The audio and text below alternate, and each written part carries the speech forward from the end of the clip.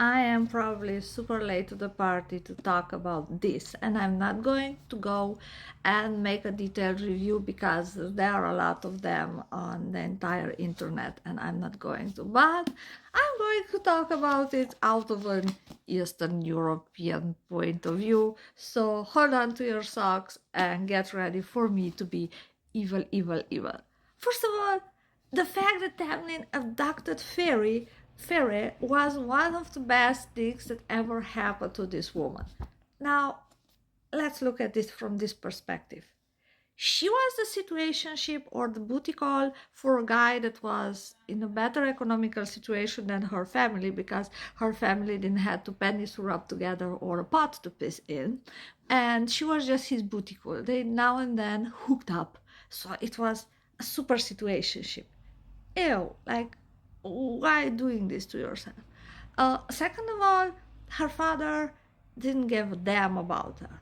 Third of all, her sisters could not stand her. It was like a total Cinderella reverse type of deal because they were her natural sisters and her father, and still they didn't give a damn about her, the youngest. Again, as in many fairy tales, the youngest has a special position in the household. So, yeah, she was the breadwinner or the meat winner of the family. Again, they didn't give a damn about her. Like, she hunted and she also cooked. Like, please, if I bring home the bacon, I don't want to cook the damn bacon. You cook the damn bacon. And this woman was just trudging through the forest. Like, I could not understand in the beginning of the book why hasn't she packed her stuff and just walked away.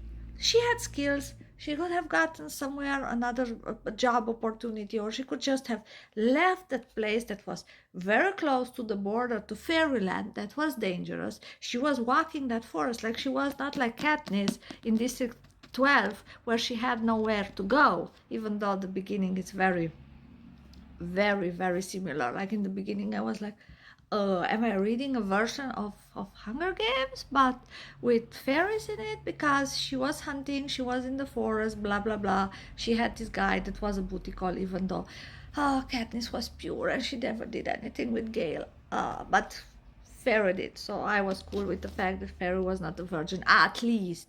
Like I'm already a little bit bored with the virgin trope, I admit myself. Then her family was shit, her neighbors and the community were shit. Why didn't she go away?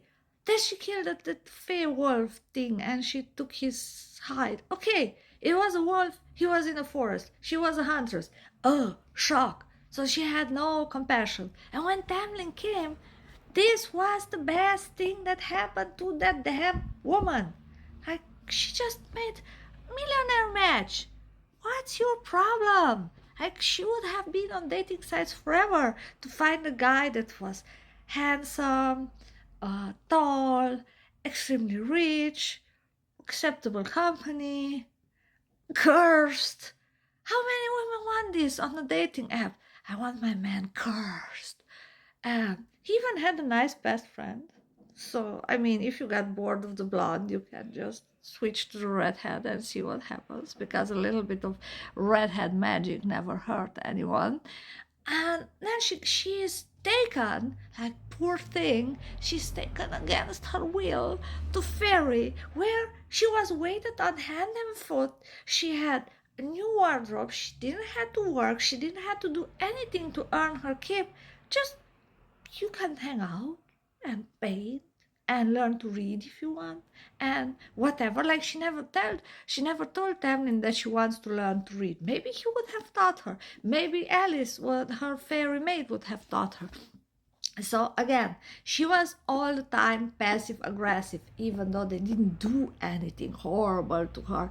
They freed her from a horrible situation, and she should have been thankful and be like, oh my god, finally, like, okay, maybe I was abducted, but that romance and stuff, I don't know what to say. Like, just go with it. And then she meets all these fantastic creatures. Like, she has the adventure of her life, things that would have never happened to her. She would have either died of hunger, or she would have died of old age, or she would have in general had a miserable life, and she would have ended up dead. But no, she's very upset with Tamlin. And then Tamlin not only that gives her everything that she wants in fairy, no, he also takes financially care of her family. And not as if he's just sending them like a loaf of bread every 2 days and now and then some meat or game or whatnot. No, he actually sends them enough money that those BBB-pers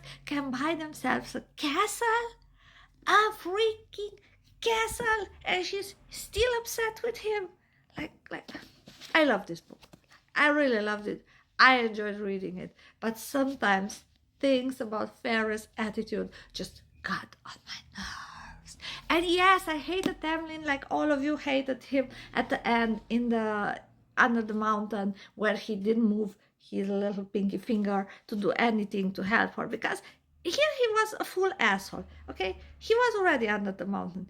Either he would have told to the Amaranta chick, okay, girl, we are getting married, I'm going to rock your world with my powers, or, but leave that girl go, I don't care, send her back to the human realm, or he could have done something, anything to help her, not just look at her like that. And eventually, now and then, move his hand, because he was so stressed. He had an internal turmoil. He moved his fingers. Like, do something. She did something. She left him. Who could sit around and just wait and be okay with the fact that the man that you love or the male that you love is a prisoner? But again, he could have been all in one side or the other. Either rock Amaranta's word and be like, I'm going to marry you. I love you. I don't care. But my wedding present from you to me is you leave this human thing, go away, because I don't care. Like, you can kick her out of fairy and we never ever have to see her again. Hey, or do something. Bribe someone. Send her a bottle of water. Send her some antibiotics. No, they didn't have antibiotics. Send her fairy magic that's equivalent to antibiotics. Do anything for her. You said you love her, and then you watch her sacrifice herself for you, and you are not willing to do anything. Like, he had this deer between the headlights thing going on for him. Like, oh, poor me. Oh, wait, I cannot do anything. This is why I loved at the beginning Lucian, and I honestly believe that the two of them are going to get together because he actually did something for her. Even Lucia's mother found a way to help her out with something. And yes, Rysand, he was an asshole. He was annoying. He had a shadow daddy thing going on for him because, as we talked about the fact, Edward was the base for all the shadow daddies. Even though he's not so shadowy, but he's kind of sort of, because he killed people, a lot of them, and he drank their blood. So he as he said, he had a rebellious streak when he was younger and enjoyed human blood. So yes, if you have not read it, go read them. You're going to get a book addiction. But as I said, Tamlin is just, he's not cutting it. Like, you are a 4,000-year-old something, or 3,000, or however old he is.